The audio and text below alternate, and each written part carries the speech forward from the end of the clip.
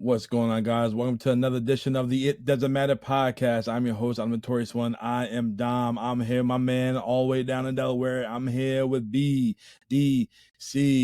And today I'm also here with my other boy, the guy that chose this topic of Unforgiven 2006. We are here with the Dominican Dream, baby. We are here with Poppy Platino. Fellas, what's going on?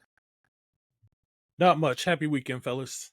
Yeah, happy weekend to you, brother. And let's get to it. Oh, we'll do one little quick current event. So congratulations to AJ Lee. She's back in the E. I didn't see the debut, well, the re-debut, but it was bound to happen. No spoilers anyway. It was all over the news. So congratulations on her getting back to the E, and hopefully a decent enough career to finish off her Hall of Fame legacy. Listen, Chicago was perfect for her to come back to.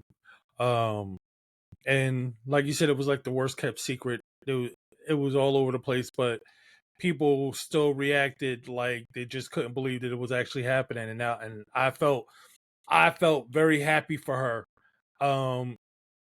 that she got the rocking applause that she got. They were hung on every move she made and she deserved that. Yeah, her, just like her husband, CM Punk, we've been waiting for their comeback for so many years. So congratulations to them, the new it couple of WWE, and hope they finish off their careers with Hall of Fame. Yeah, what did they say? It was like 3,813 days since she was last in the WWE ring. 10 years since you've been in the WWE ring. Jesus. Welcome back, AJ Lee. We're happy to see you. Yes. Yep, CM indeed. Punk, AJ Lee, go kick Seth and Becky's ass. Yes. Yes, sir. All right, well, Yes, tonight sir. we're taking it back to Unforgiven 2006. Trish Stratus farewell. We get a DX reunion taking on Big Show, Vince McMahon, Shane McMahon inside Hell in a Cell. And then we have a career-defining TLC match with the hometown boy, my boy, the rated R superstar, Edge, taking on John Cena. If John Cena loses, he leaves Raw, and he's going to SmackDown. Platino, a wild time in wrestling. We was in high school. We were seniors at this time when this happened. Why did you choose Unforgiven 2006? The main event alone, but also I miss seeing Trish's final match. I don't remember if I was at your house at that time. Maybe I was, but I just wanted to take a look back and see the difference between the women of that time to the women of this era. See how big the gap was with their work. But you'll be pleasantly surprised. It makes you think. Like, we'll just talk about it, and then I'll say my thoughts about that afterwards. Yeah, so it's crazy. I never seen this show back in the high school days. You seen like basically just watched like the big four pay-per-views. So everything in between besides Elimination Chamber, we filled in the gap. So, but this was 06, right, bro? It was 06 senior year, and we was outside, so we weren't really watching. I believe we graduated by now when this came out. So maybe, like you said, we were outside hanging out and experimenting a little bit with the ladies, being rated R superstars. Yeah, we probably outside. Yeah, we were probably working too. That too. Probably yeah. Working. Yeah. So, yeah, summer help, long term summer help.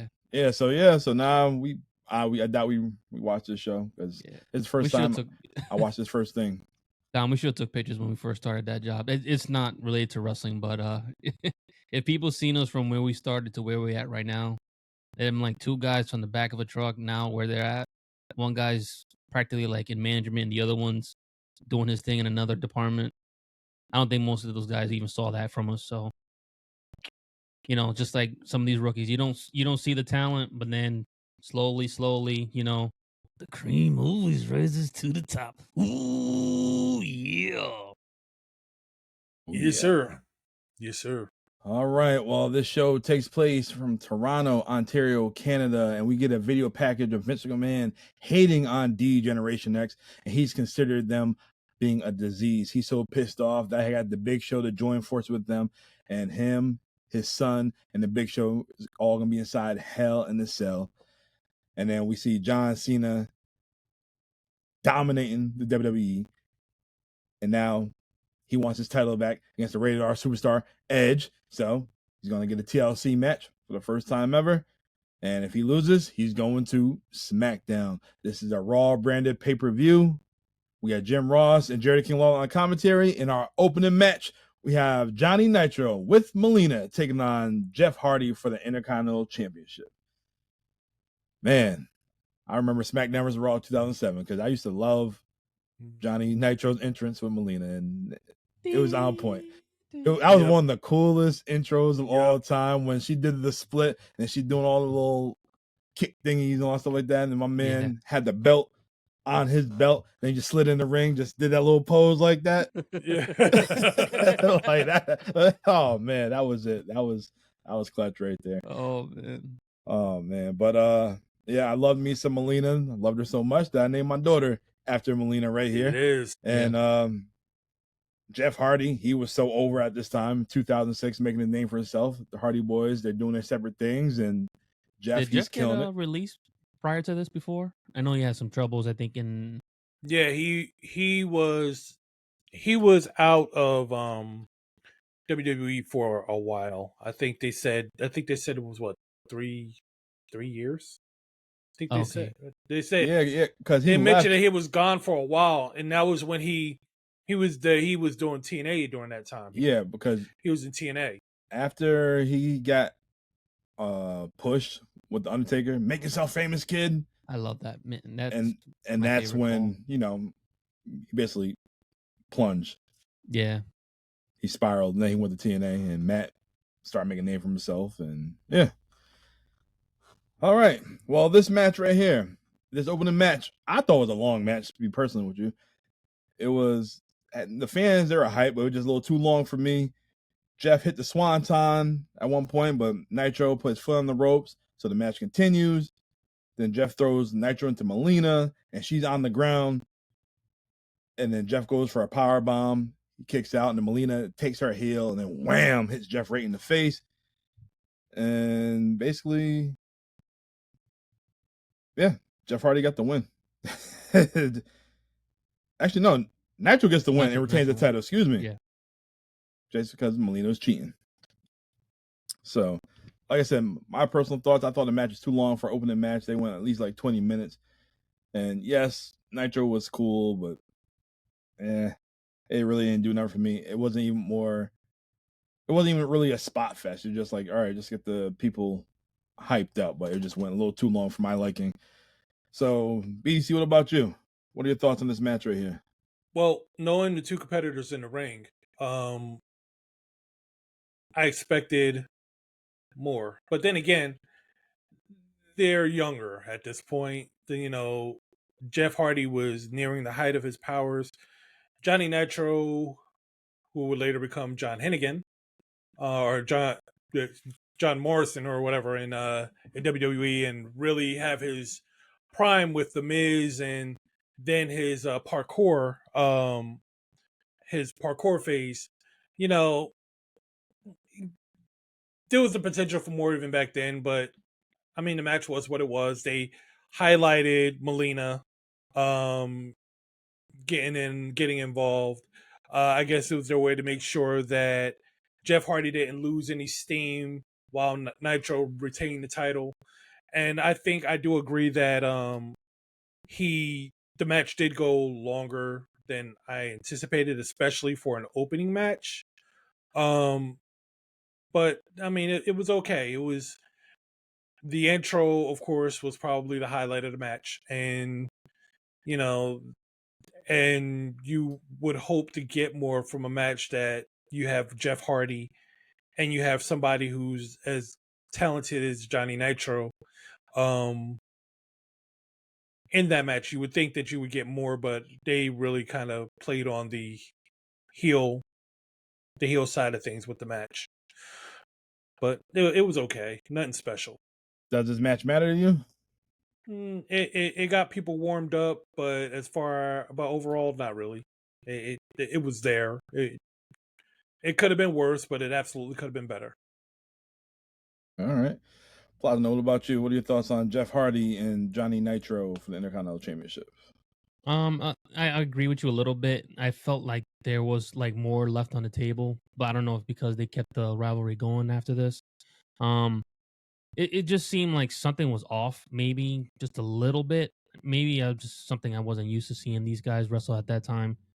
But I agree with you. It was a little long for an opening match, in my opinion. I it got to a point where I was like, oh, right here, this would be a good way to end it right here. But no, It didn't. yeah, I think if they cut it maybe like 5-6 minutes shorter, maybe it would have been just the right amount. That would have been at the perfect time to end the match right there. Mhm. But it was good. To me, it does matter just because it was a decent enough match to get the show started, and it kept me, at least ready for the next one. All right, so we got a mixed review. I think it somewhat mattered. It just went too long on my end. If they cut it short, like Abel said, a few minutes, it definitely would have been perfect, and it left you wanting more. So, all right. So after this, we see Team Extreme, Matt Hardy and Jeff Hardy backstage, and Lita, she's back there, and she's talking shit to both the Hardy boys, saying that Jeff, you always been a screw up, and Matt, you'll never win gold.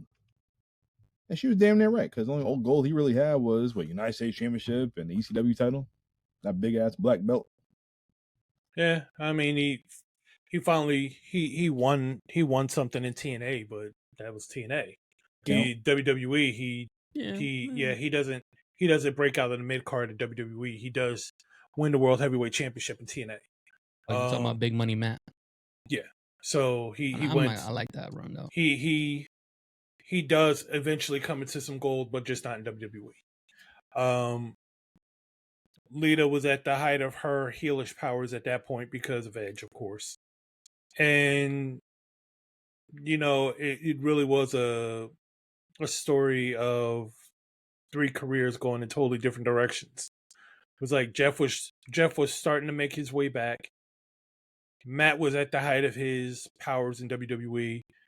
And like I said, Lita was, but only because of Edge. Like, as far as she herself as a performer, she had dipped, but she being the heel character, the heel Clyde to Edge's Bonnie, or the Bonnie and Clyde thing, her being that kind of elevated her higher than she was as a performer at that point in time. Which leads a lot into the Trish match, which we'll talk about as well. But because a lot of things she said does come into play. Yep. Does come into play. I will say she was wrong in that, just because the simple fact Matt did win gold, but also he made people want to look at another company while outside of the WWE, which is so rare to do for one character only. And that was broken. Yeah.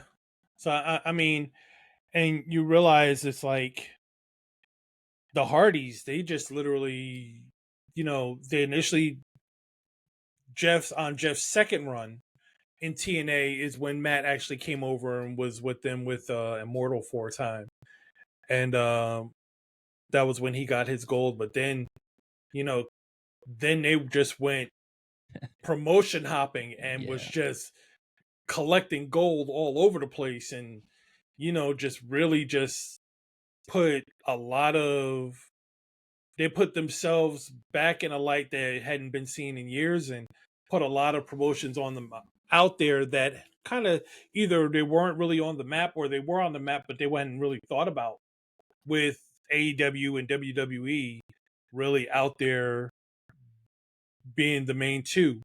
So it was fun to see them make that run where they just decided they were going to go everywhere, and then eventually came back to WWE and took the tag titles there too.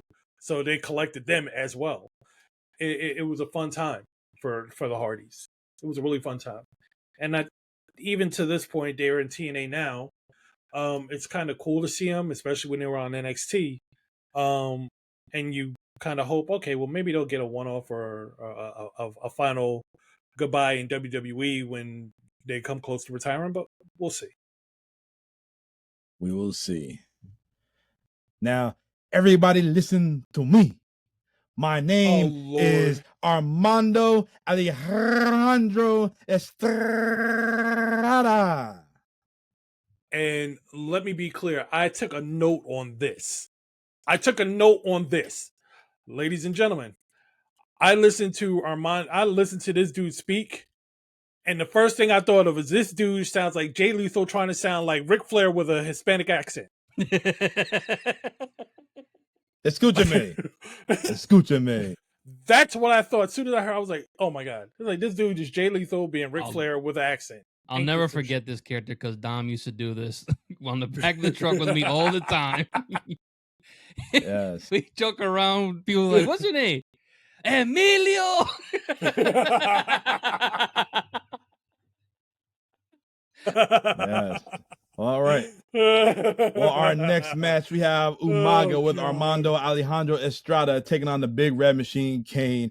And this match, I was looking forward to it because Umaga, he was hot on the scene at this time. He's no more 3 minute warning Jamal, a brand new character, the Samoan Bulldozer, and the fans, Toronto, they were all hyped for this match right here. Both men trying to one-up one another with all the power moves and whatnot, but the fight ended with the guys fighting throughout the crowd, and has worked his way to the back.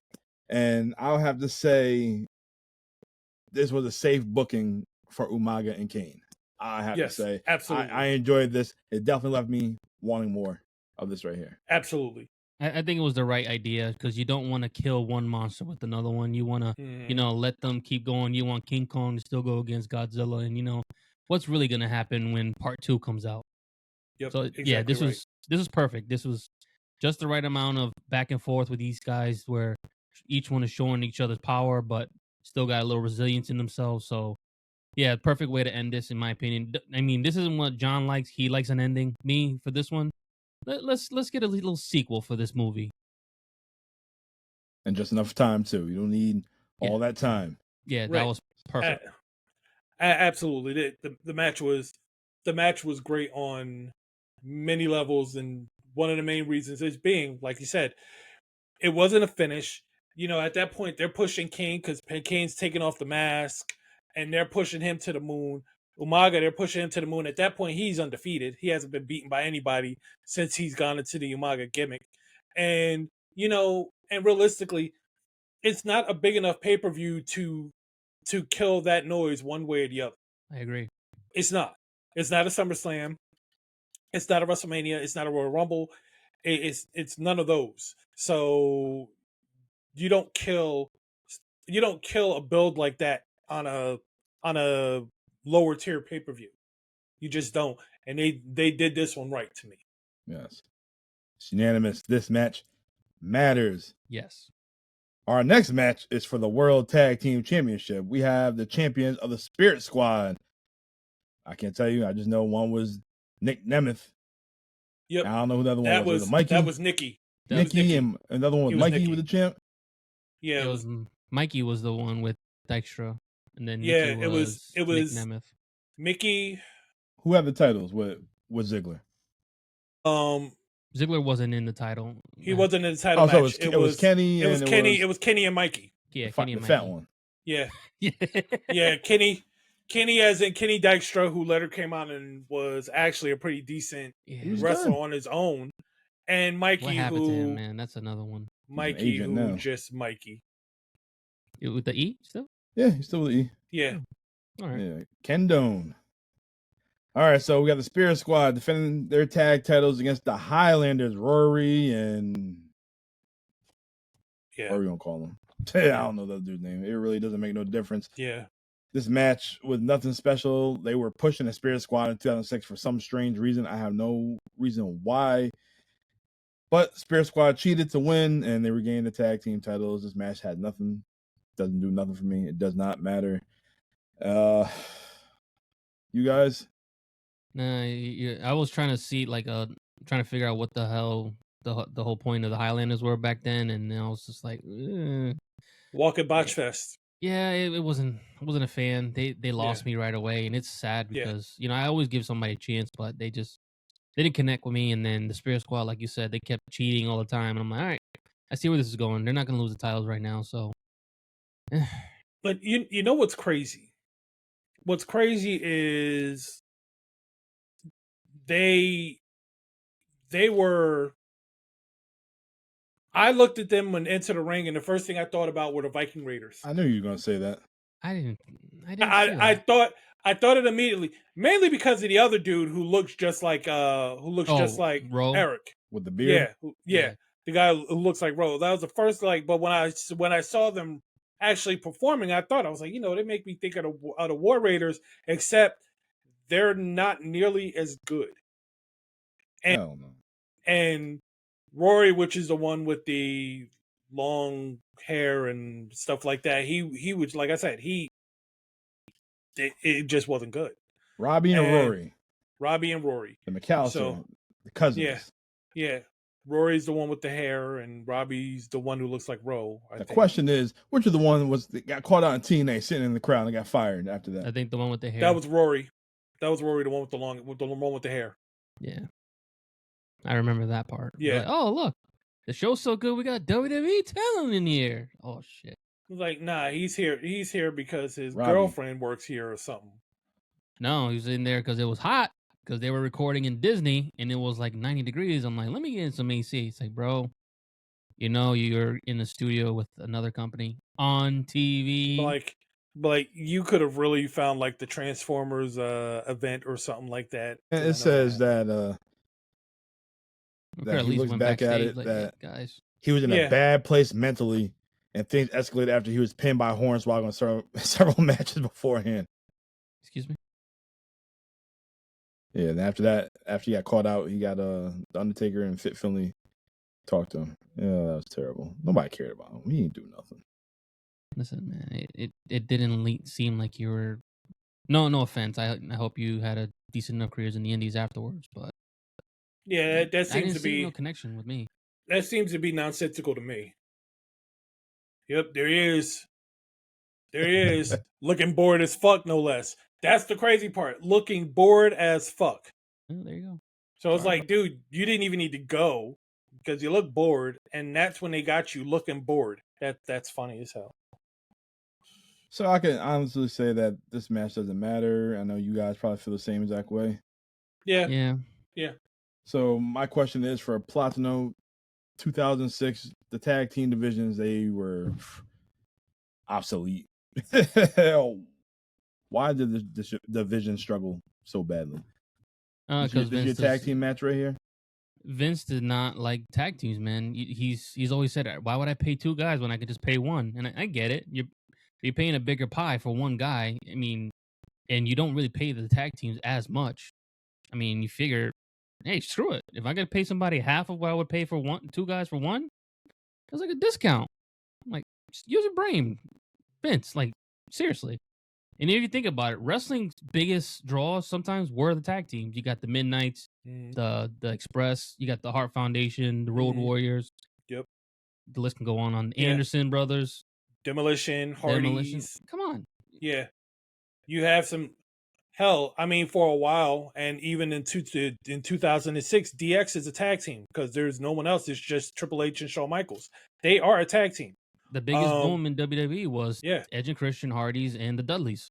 That was the greatest tag team division. Well, you also got AOP. You got Jesus Christ. Yeah, APA, not AOP. Yeah, my bad. Yeah, APA. You got the A and the P, right? Them authors.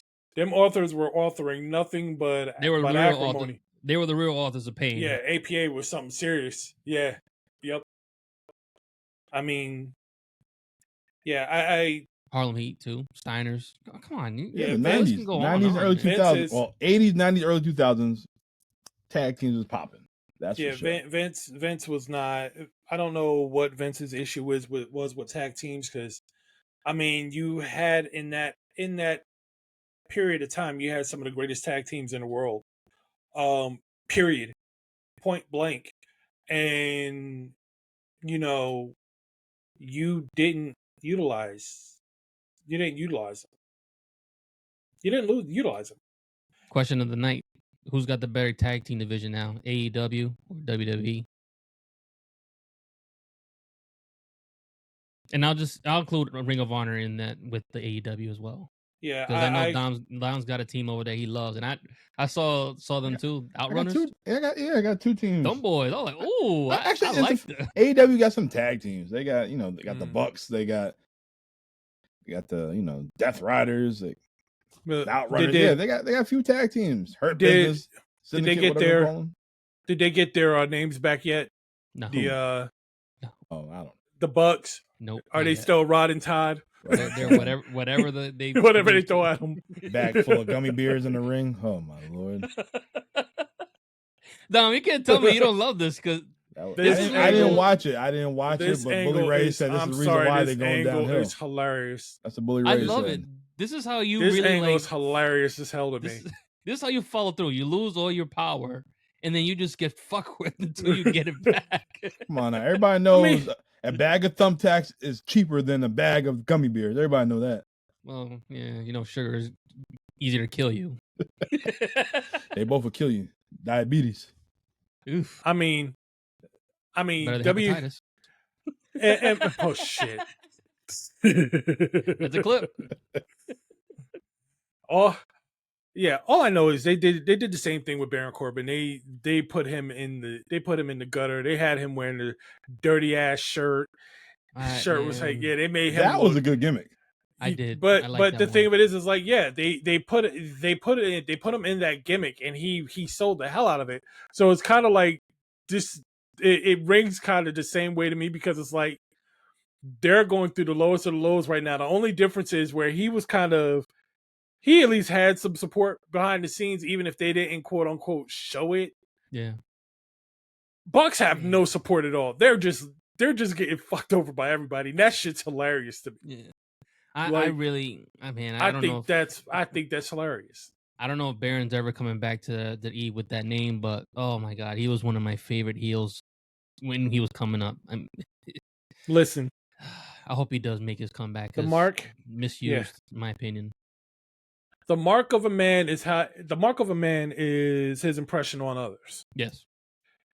And when you have the greatest all time giving you a tribute by doing your finisher in a match on a pay-per-view, yes, that says all you need to know. Yes. Damn right. That says all you need to know. Yep. So Baron Corbin, Bishop Dyer, Tom. Yep. P-Stock. Yep. Love you, brother. Hope you continue to have a good career, and hope to see you soon, eventually, brother. He's on Busted Open as well. I know. That's still already. Yep. All right. Well, our next match is inside the Hell in a Cell. We have D-Generation X, Shawn Michaels, and Triple H taking on Vince McMahon, Shane McMahon, and The Big Show. At this time, The Big Show, he is the ECW champion. Vince come down with the strut. He's larger than life. And Triple H at this time, 2006, he looks basic. He looked like Kenny Omega the other night with the damn jeans on, and you know what I'm talking about. at the entrance. Everyone know what I'm talking about. He trying not to crack right now. That's how Triple H looked right there at that time. Only because I love you, bro. All right, so the match begins. Big Show said, "Let me handle this light work." Well, DX, they got an advantage of him. They blow Big Show. They kicked him. Nothing light about that ball shot that he took, man. Nothing light about that. Ping. Oh man, DX had their way with Big Show, Vince, and Shane. HBK, him and Shane were on the ring apron, and he just flung Shane right into the cell. Yes. Shane, after that, he's busted open. Triple H is using Vince's face as a cheese grater. Then he's taking a screwdriver, just hitting him in the forehead with it. That's your father-in-law. Violence. That's your father-in-law. That's your boss. That's your boss. Your father. Lay it in.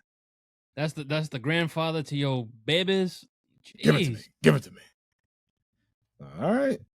I gotta give Vince and Shane their props for this, man. How often are you gonna see a boss doing everything that the guys that they employ do? And in my opinion, I thought the people that were gonna bleed was gonna be Triple H and Shawn. Nope. Everybody bled. Yep. Actually, the only person who didn't bleed was Show. That was it. Everybody bled but Show. Yeah, that's true. Well, yeah, Vince, he's busted open. Shane's busted open. And then Vince, Shane, do that thing what you usually do. You know, that corner to corner thing. Yeah, go do that. Yeah. Shane did coast to coast to Triple H, and he busted Triple H's ear open. Yeah, I saw that. Like, yo, that's crazy. Yeah. And then Vince is having his way. He's having his way. Could have had the win a few times, but he just wanted to keep punishing DX. Then it got to the point where Vince takes out or pulls down them faded glory black jeans he had on, and he wants. He was looking. Yeah, he was looking to Shawn's hit somebody to kiss my ass club. Yes, he wants Shawn's face in his ass. That's right, in his ass. That we know did well, it. It did not. No, it didn't. Well, that didn't happen. Also, they put a chair around Shane's neck, and Shawn hit the diving elbow, and then Shane, he busted open through the mouth. Like he's internally. That was nuts. That was nuts. That was wild. That was wild. Big Show, he gets cracked open by the steps. The steps are in the ring, and then Shawn, he sweet chins Big Show and showed he's laid out on the top rope. Vince is standing strong, and then talking all that shit. And then what Shawn and Triple H do? They pull down Big Show's trunks. All cheeks. All cheeks. All gas, no brakes with it. All ass. Yeah, that's what it was. Vince see that big old ass, and he's like, no. Gas. No, don't do it. And then they take Vince's face, that bloody face of Vince, and they shove it right into Big Show's ass. And then after that, Big Show, he jumped out the damn ring. You think that blood got in the Big Show's cheeks that start burning his ass? All that sweat and that blood? Oof. Bad combination. That boy needed some preparation H after that. Yeah, let me not say something before I get in trouble. Oh man, you think Vince's face was stung? like somebody was burning at the time. Dude, shows ass or Vince's face.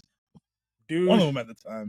Dude had Vince's face print in his ass. That's some shit. Literally.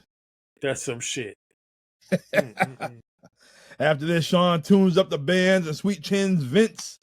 And then Triple H breaks the sledgehammer over Vince's back. He pins his father-in-law for the 1, 2, 3. D-Generation X are your winners. Now, guys, was this overbooked chaos or was this straight, pure entertainment? I gotta say it was pure. Excuse me. It was pure entertainment. Vince, every time he's in the ring, it's just chaos. You know it's gonna be chaotic. It's not gonna be, a Luthez special. It's gonna be a brawl. Bruh. Yeah, you saw what I said. That's for the chat only. Do you guys ain't gonna see that? Give me five. Yep. Oh man, ladies and gentlemen, the views of what was in that chat is Poppy Plot knows only, and does not correlate, or maybe it does, with the It Doesn't Matter podcast.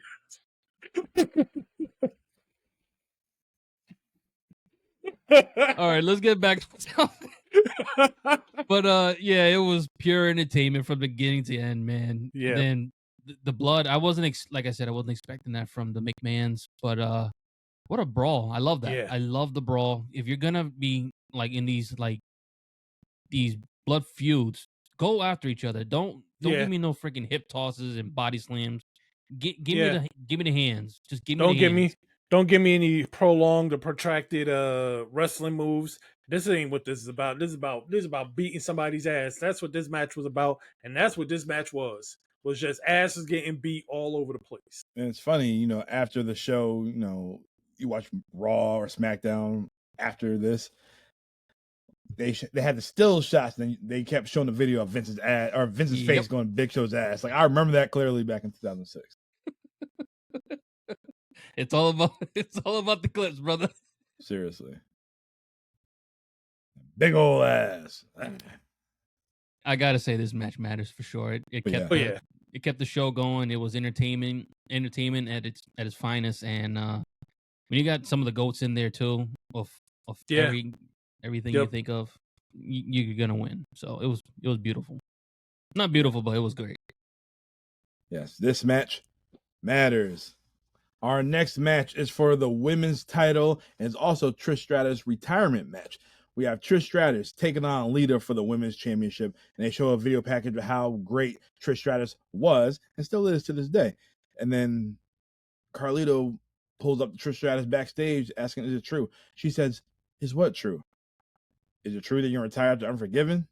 Well, the cat's out the bag. That scumbag Lita, she pointed it out and she made it obvious. But yes, this is Trish's last match at the time. And yeah, this was a good showing for Trish right here. Yep.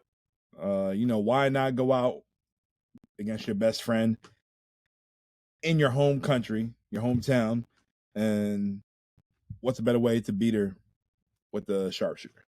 Yep. Oh man, that was You can't go on the ugly ass sharpshooter, but because when she initially did it, I'm sitting here watching it, and I'm like, sit on it. Yep. Me too. I hate yelling, sit on it. now. But then when Lita got to the ropes and she pulled her back, yeah, she sat on it. I was like, Yeah. all right, she's good. And then got to the point where she was laying on it. I was like, damn, okay. She fell back with it. I was like, all right, cool. It's over though. It's over. Perfect send off for Trish Stratus. She got the standing ovation. Lillian Garcia's ringside crying. The fans, they're hype right now. Trish, she takes her bow. For all you people who was like, oh my God, Samantha Irvin's crying because Cody won. My God, they're not supposed to be crying. They're supposed to be professional. Shut the fuck up. They are human beings. They are human fucking beings. They're allowed to have emotions in moments like that. And let them have them. Shut up and watch or don't watch. I don't care. Just whatever the case may be, just shut it up. Just shut it up. These people they travel the roads with each other. Right. They know the struggle. They know what they go through. Right. So let them have a little emotion. Let them be happy for their friends. Fucking, I hate when they say that. Why do I be like Samantha? Yeah. I would want my announcer to be emotional. Damn it. Exactly. Yeah, keep it real. That's a big moment. You've been there every day for the journey, so come on now. Right. Yes. And note for the record that Trish winning that match made her at the time the only 7-time women's champion, which we all know since then Charlotte has basically almost doubled that. So she did that in a year. Crazy. Yeah, her and Sasha Banks feud, that Joker, it was like every other month it was passing the title back and forth. That wasn't fun though. It was literally like watching the 24/7 championship. It literally was. I mean, better matches, of course. Yeah, of course. But yeah, like watching that number just go up, I'm like, okay. Yeah. Platinum, was this the perfect send off for Trish?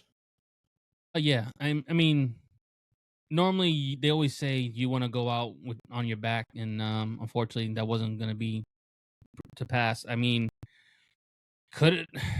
I mean, Sting went out winning. He never lost in AEW, so that was a good send off. That was dope. That was real dope. I love that. So, seeing it for Trish, knowing what she went through and from where she came, how she started as like a valet for Tess and Albert to work her ass all the way to the women's champion and 7-time women's champion. I got to give it to her, man. And Bully Ray said it from the get-go. He said he's seen that girl take those bumps every single day, work her ass off, and didn't say no to nothing. She was like, all right, if I'm going to get better, I got to keep my ass in the ring, work harder than anybody else, and I'm going to make sure that I'm, looked at as one of the GOATs of women's division. This is what I also, when I watched this match, I'm like, why did the Divas era come to pass? This was perfect. This wasn't a lot of like hair pulling or anything. This was women's wrestling right here. This is where Natty could have came in. You got Beth Phoenix coming in soon. Why did we have to go from this to the Divas hair pulling division? Vince happened. Vince is already here though. But he's the Attitude Era. He started to push the envelope. He realized he could keep pushing it, and that's where the Divas Era came in. Bottom line is, because like you said, Trish Stratus, she made sure she stayed in the ring. As long as she was in the ring, she could get better. You talk about, look at some of the angles she's had to work. She had to work the angle where Linda McMahon was in paralysis. Yeah. She was Vince's girl. Then it came to the point where Vince had her in the ring stripping for him because he was like a dog. Yeah, bark like yeah. So again, these are things where Vince is just kind of pushing the envelope, seeing what's accepted, and then it eventually just turned into the Divas era. Yeah. Because now all of a sudden, now you're bringing in people like Eva Marie, no offense, fucking offense, who doesn't have nearly the talent as the other women in the ring, and now you're bringing her in just for a reality show, and now you have all these ladies on reality shows. So essentially now this Divas full force, because now they're reality TV, they're more focused on that than actually wrestling, and you know, and we were blessed that we had some people like the AJ Lees who came up in that era who was able to keep it in the ring and not have to be on TV or on a reality show to, keep some type of relevancy going on. Not to say they're not, before anybody come up and be like, oh, they were so. I get that. But the focus of Vince at that time was he wanted to get his people on TV. He wanted to get the mainstream. He wanted to do whatever it took. Didn't matter if they were in the ring or not. And that's why he brought in people that had about that much ability in the ring as wrestlers, because they would sell on reality TV. So Trish, she went out with the WWE Women's Championship. So after this, is this when they debut the women's title or Divas title? I don't know. No, I think Lita was still there. I think the belt would be vacant for a little bit, and then she would leave a few months later with her neck injury and be in the ether for a couple years. The Divas era probably wouldn't start till about, I want to say, the Diva Search in 07, 08. That's when Maurice and all those girls came in. If I'm correct. Where the hell Stratfax at when you need him? I know. All right, so after, I'm just kind of looking at an overview from AI, so it could be subject to just being fucking wrong. But after Trish Stratus retired, the WWE Women's Championship was vacated, leading to a tournament final where Lita defeated Mickie James to win the title in a Lumberjack match at Cyber Sunday. She went on to hold the title until her own retirement later that same year. So, that all right. Yeah, Lita had the neck issue, so she retired. She retired a few months after. All right. And the title went into Excommunicado. Didn't matter again. Yeah. All right. So, do we all agree that this Trish Stratus and Lita match doesn't matter? It does. Yes. Matter. It does. Absolutely matter. Absolutely. Definitely rewatchable. Yes. Mm-hmm. All right. Well, our next match, we have Randy Orton, minus the tattoos, taking on Carlito. And man, Carlito was getting busy in this match. Yeah. I forgot how athletic this dude was, man. Yep. When he did that, he did like the springboards, which busted Randy Orton's open with that damn elbow, which we had to check the replay. I'm like, whoa, like did that? He did a springboard somersault on Randy Orton. His elbow connected and hit him in the mouth, and Orton he was bleeding. Bloody. A lot of blood in this damn show. Yep. That wasn't intentional though. Yeah. Yeah, but Carlito, he was getting busy. But the finish of the match, when Carlito went off the top rope and did the springboard off the top rope onto the top rope, if that made sense. The middle to the from the middle to the top, and then into an RKO out of nowhere. Yep. Yep. Yes. Carlito was looking good, but Randy Orton got the win.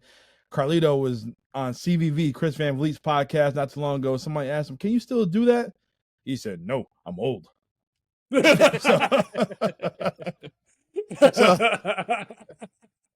Oh man, look, ain't nothing wrong. Ain't nothing wrong with somebody being honest and real with themselves. Yeah. Yeah, Carlito, he was good at that time. I don't know why they didn't push him more. I know, yes, when him and Chris Masters came in, what was it, 2004, 2005, they were definitely getting the rub, and the Carlito had the Intercontinental Championship, but was it his backstage demons holding him down? I guess from what Bruce said, he just didn't care.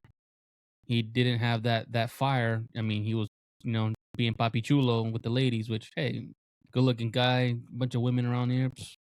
Sorry, I'm traveling the world. Got good looking girl here, good looking girl there. How you doing? So You gotta Carlito, remember, Carlito's only 22, 23 years old at this time. yeah, he was young. He didn't care. Yeah, I mean, you got all the talent in the world, but the biggest downfall for a man, beautiful woman. They should have kept him on SmackDown. So they should have done.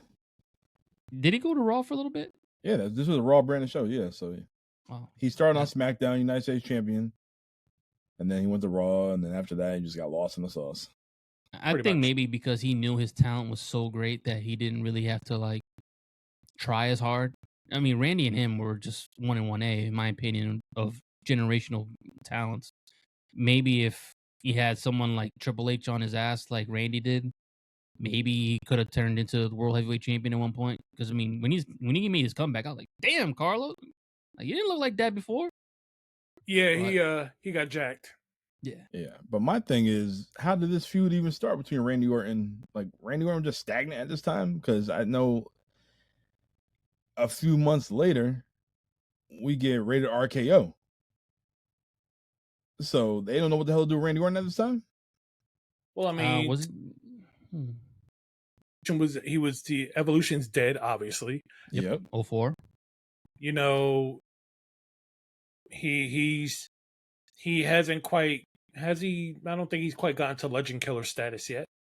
No, he passed that already. Yeah, he's passed that already too. Yeah, Yep. he passed that. He passed the World Heavyweight Championship. Yeah, he became now, champion at. Yep. Now 04. he's just there. He's just like a delayed push. I guess they're just trying to figure out what the hell to do with him, like they're doing right now. I think he was having his demons at this time too, where he was just fucking off a lot and not being, Could be smart. So they were probably, bringing him down to a level where, like, listen, you're good, you're great, but you need to, slow your roll before you lose your spot. So that's the only thing I can think of at the moment. I mean, where he's at now, he's one of the greatest to ever do it. Still the most natural guy in the ring. It just makes everything look like it's easy. It's ridiculous. Yeah. And he's enjoying the hell out of it this time. You can, yeah. And I mean, it even kind of looked like that when he was doing Arcade Bro.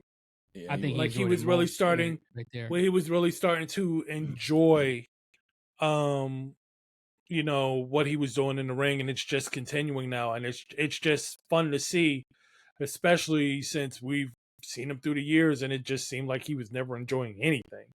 Yeah. He's really enjoying it now. Yeah.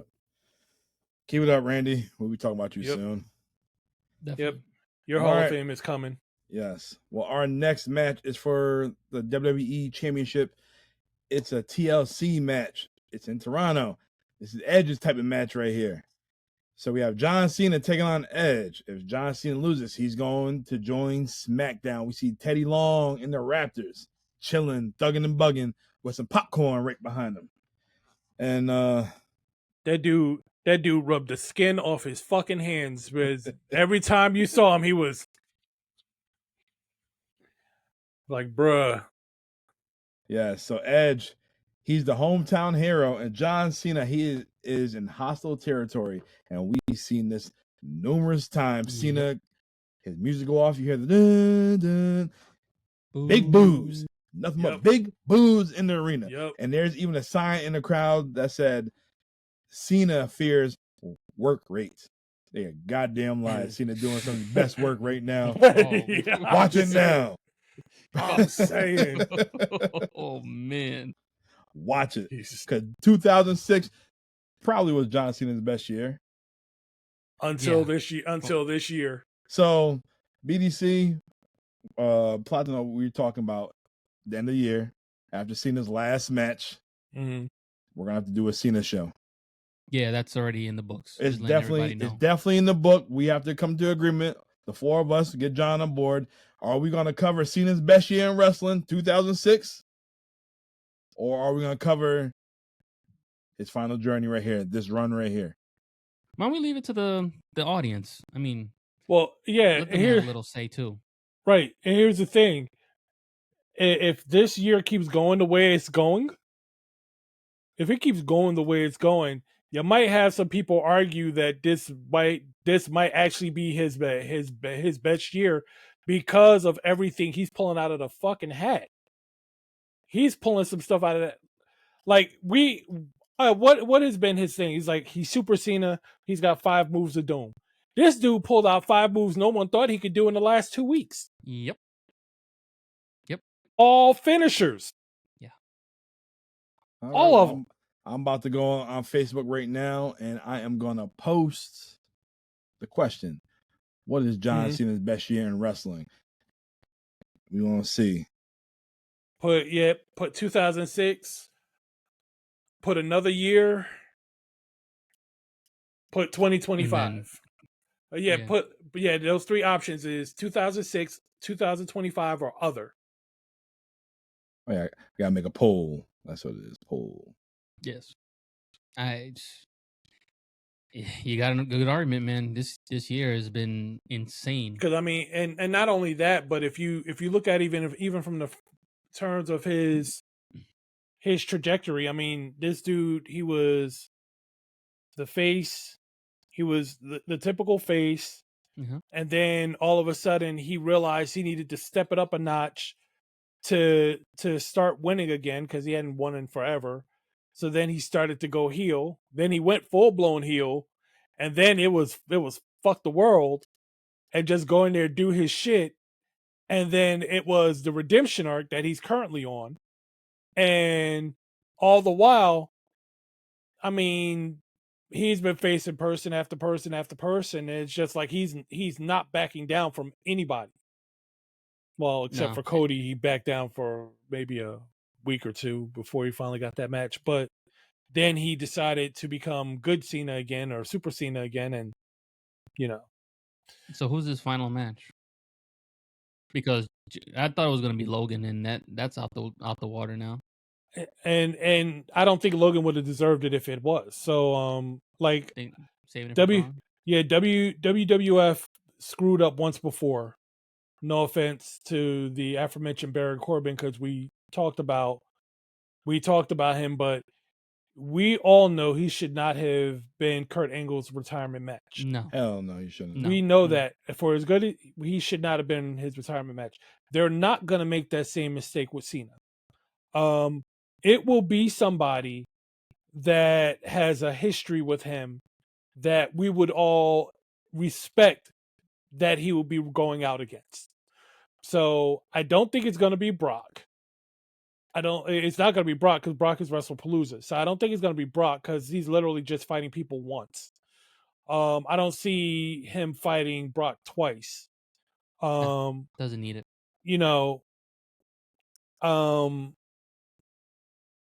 But the thing of it is I don't think it's going to be Randy Orton. You know who it should be, though? Who do you think it should be? The greatest heel in wrestling right now. Papi Chulo himself.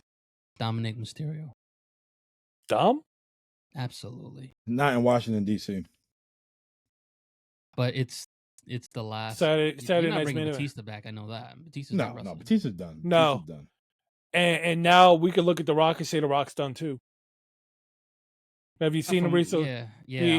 He's slimmed. So we could say he's done too. So yeah, you never know. He could just bulk up in a couple months too. You know how he is. Yeah, he's back in that iron paradise, and you're like, damn. Well, the thing of it is we have to bear in mind we've been looking at The Rock as he's been the last several years, but The Rock in the last several years is bigger than The Rock in his heyday wrestling. Yeah. The Rocky Maivia People's Champ Rock from back sub 2010 was not as big as The Rock was. So I mean, it's humanly possible he could come back looking like Hollywood Rock, and wouldn't be too far off of his body type now. I would think just a few extra pounds.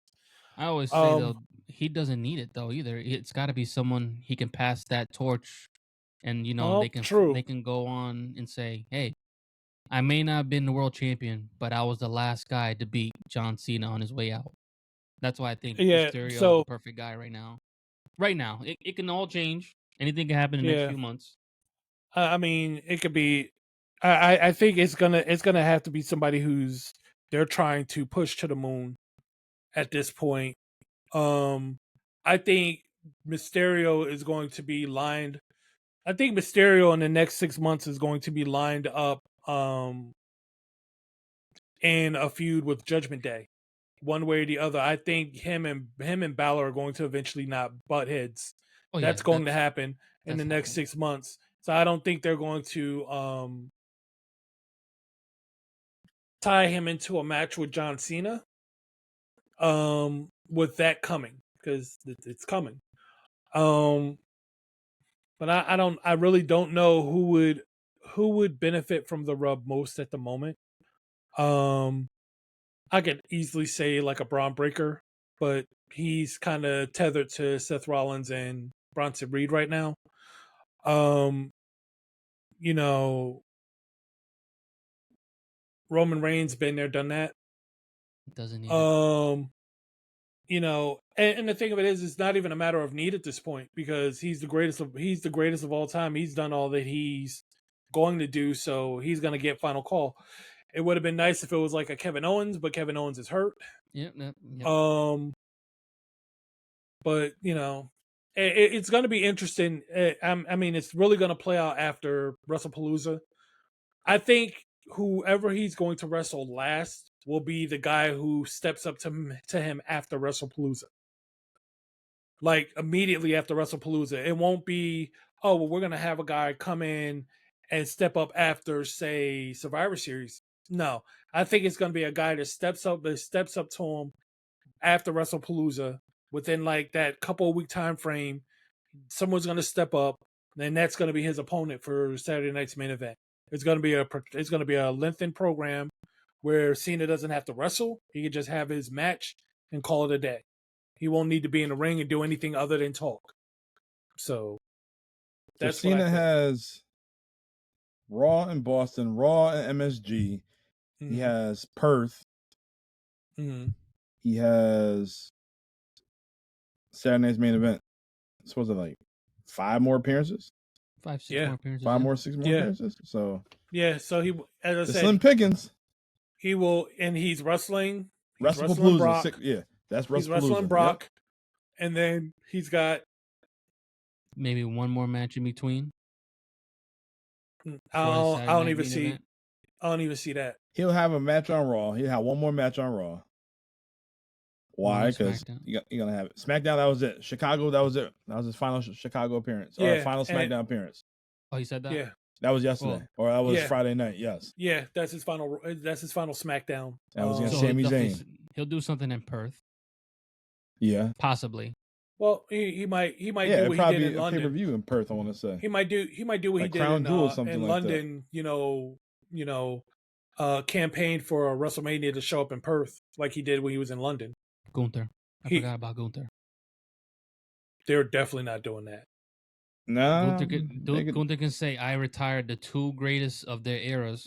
The one that was the king of WCW and the king of the babyface PG era. He can have that. Think of it this way. How many times have you seen him since that match? Since he lost the belt? Since the match with Goldberg, how many times have you seen him? Oh, he's gone right now because he's I think he's recovering from injuries or something. He's been on the road for years, man. Yeah, that's why I was like he's not. That's why I was like I don't see them putting him in that slot. So Cena's gonna be on September 15th Raw in Springfield, Mass. So that's gonna basically hype up WrestlePalooza. So that's 2 right there. And then October 11th, he's going to be at Crown Jewel. Okay, so he's definitely wrestling there. He's wrestling in Crown Jewel. And then he has Raw November 10th. That's in Boston. That's going to hype up for Saturday night's main event. So is that 4 shows so far? Or 3? 3. So November 17th, He's going to be at Raw again. MSG, you can't miss that one. Oof. And then December 5th, and then December 13th. November 29th, Survivor Series, San Diego. And then after that, his retirement match in December. Is it a retirement match or just retirement? Well, his final match. That's his final. I think that's his final appearance. They didn't say it was official. It wasn't his final match. That's his final date. Appearance. Yeah, but DC outbid for that to be his final quote unquote appearance. So that's going to be a match. And he don't lie, so that's it. We'll see him again, yes, but as a wrestler, we won't see him again as a wrestler. He'll be the guy that just shows up every now and then and hypes up the crowd, kind of like Stone Cold. Maybe he'll get a FU in once in a while, but he won't be wrestling anymore. He's not gonna just show up like The Rock, They'll advertise him. Hey, are you busy this day?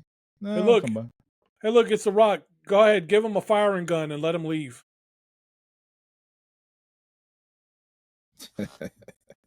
Well, we are looking forward to John Cena's farewell tour. Yep, it is going. What's strong. left of it? It's crazy. We've seen this guy from the very beginnings, and it's almost over. And we're definitely gonna relive it. And he's in a few more months. Gonna go out. We didn't even talk about the match. I know. And he's gonna go. Yeah. And he's gonna go out the 17-time world champion, being number 1 in that category. Yep. All right. Well, let's get to this Edge and John Cena match right here. This TLC match. John Cena proved that he belongs in this type of match right here. He'll do it. Edge goes for a sunset flip off the top rope and trying to powerbomb through the table. I don't know what happened. Like somebody Cena was not going for that. Yeah, like, I don't know what happened. Negative. Like yes, you fell short, and yes, that was like the weakest powerbomb ever. What the hell is that? But next thing they both got up, and then Edge body slammed them through the table. I was like, wait a minute, what? That was his makeup. That was the makeup. Oh man. And the Edge, he took it to the extreme. He had the ladder set up in the corner. He ran up the ladder and he just dove right on Cena. And yeah, this match had a little bit of everything, but the finish of the match was the two tables set up on top of each other. John Cena on the ladder with Edge. The AA, attitude adjustment, Edge through 2 tables. And yeah, Cena wins the championship. Cena staying on Raw. Yep. Which was actually a good thing, because if Cena didn't stay on Raw, we probably wouldn't have JBL. That is true. Bear in mind, this is absolutely where Lita's words come to pass, because she hyped up how they were champions. By the end of the night, neither was. And number 2, she said that if I'm correct, she indicated that Jeff could win a championship, but he might do something stupid. Ouch. And if memory serves, it was her attacking John Cena, low blowing him, that caused Edge to go flying out the ring, thus her doing something absolutely stupid that caused him to lose the match. Yep. Exactly what happened. Yep. But yeah, he absolutely showed off this match. Him and his 5 moves. Well, does this match matter? Definitely. Absolutely. Yes, this was a great match. This is a great main event, and the way it ended was great. It was really great. It had a feeling that Edge was going to win, and then unfortunately, it wasn't. It wasn't to come. Only one Toronto guy can win this night, and it wasn't Edge. It was going to be Trish. Yeah, I mean, if you think about it, John Cena had everything going against him at this point. The crowd was against him. The match was against him. And we already know this had already happened to him once before, where he had the crowd against him. The match was against him, and he fell short. So you had that against him too. It was like, okay, he's 0 for 1 and going into real enemy territory. He was he did not have a good record in that regard, and he went in there. Was not he went in there. He ECW took arena. that. Yep, he went in there. He took that. He took that. He was absolutely forgiven for losing that match, for getting beat by Rob Van Dam. He was absolutely forgiven. So, guys, does this show, Unforgiven 2006, does it matter? Yes. Definitely matters. Yes. This show had a little bit of everything. You had a Hell in a Cell match, you had a TLC match, you had a retirement match. You've seen some bullshit tag teams, but we've seen Umaga stand out. Kane was still doing his thing. He was still holding it down. Randy Orton still looking good. Carlito, he was showing out. Cool as shit. And Jeff Hardy and Johnny Nitro, them two guys are stars. So this show had a little bit of everything. A Raw branded show. It definitely delivered. Definitely check out Unforgiven 2006. You're welcome. Yes. So next week is my choice. So since WWE is going to have a WrestlePalooza show, I figure we take it back to 1998 to ECW WrestlePalooza. Yes, so this is the third WrestlePalooza, but it's the only one on the network, and this is the only one that was a pay-per-view. I'm going to run through the card right quick. Here we go. This WrestlePalooza show right here takes place in Georgia, WCW country. Ooh. So they had to bring out the big guns. So let's hear this card. Guys, tell me what you think. Our opening match is a tag team match. We have the BWO, the Blue Meanie, and Supernova taking on the FBI, a little Guido, and Tracy Smothers. I'm going to smack your face, so that's I like. In our next match, we have IDM Pod favorite Justin Credible taking on Mikey Whipwreck. I'll be interested in that one. And our next match is a tag match for the ECW World Tag Team Championships. We have Chris Candido and Lance Storm taking on the hardcore chair swinging freaks, Balls Mahoney and Axel Rotten. Ooh. Yeah. That one's really gonna be nice. That's a tale of two tales. Yes. All right, Candido after this. and Storm together. Yes, after I this. don't remember Candido back then like that, so this is gonna be. Oh, you gonna see it? Oh yeah, you gonna love Candido, and you gonna love ECW Candido. This ain't Skip. No, it's definitely not Skip. He ain't having no sunny days anymore. Nope. No, she was there. She's in the corner. Stupid. All right, so after this, we got Bam Bam Bigelow taking on New Jack. You want to talk about Styles Clash? Here you go. All need to be said. Yep.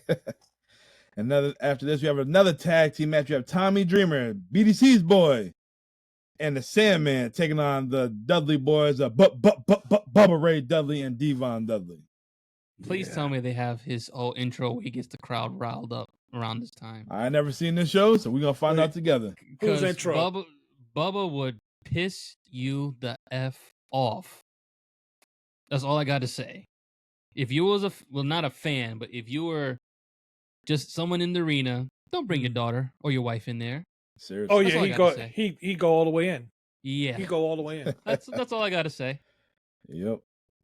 All right, our next match is a singles match for the ECW World Television Championship. We have Rob Van Dam taking on Sabu.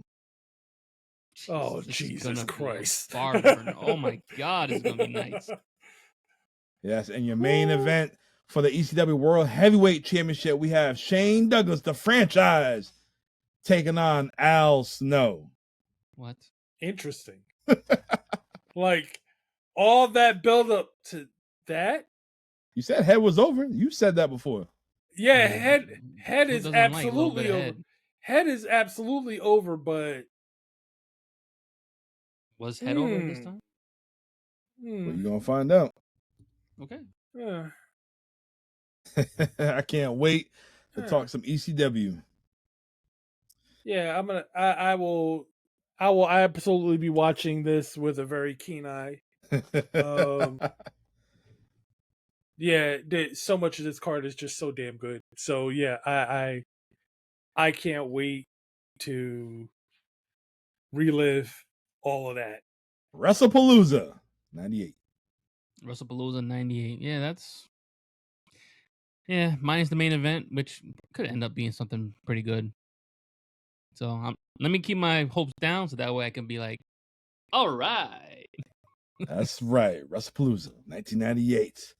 Well, that's a wrap on the It Doesn't Matter podcast. Shout outs to my boys, BDC and Poppy Platino, for this memorable Unforgiven 2006. From Trish Stratus, legendary farewell to John Cena and Edge in the TLC match and the Hell in the Cell match, of course. If you guys like this show, like, subscribe, share, comments, drop your thoughts on Unforgiven 2006. We would like to hear it. And until then, I'm Notorious One. I am Dom. I'm here with my boys. And we will see y'all next week. Boom. Better sex appeal, Trish Stratus or Lita with that thong? Trish. Bye.